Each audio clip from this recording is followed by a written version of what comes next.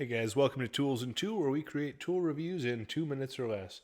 Today we're looking at this Japanese style razor saw or pole saw.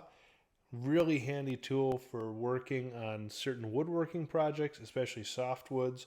I recently used this one building a tree house in the back for the kids. And in that case I was using it to trim some cedar siding around the edges. Works really well for that. First thing you'll note on here, the teeth are all pulling towards the handle. So it cuts on the draw stroke versus traditional American saws cut on the push stroke.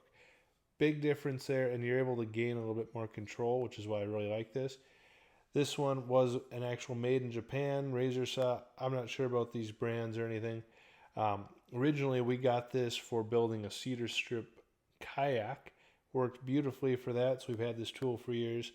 But overall, you can see they're super flimsy as well, which is nice when you need to be able to get up against something and cut. You don't have a direct line of sight for it.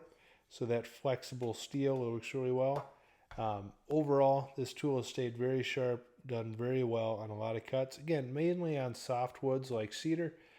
Definitely something worth giving a look. If you've never tried a pole saw and you've got some delicate work, look at them. They're awesome. This one is an example where it's got a 9-tooth and a 22-tooth side.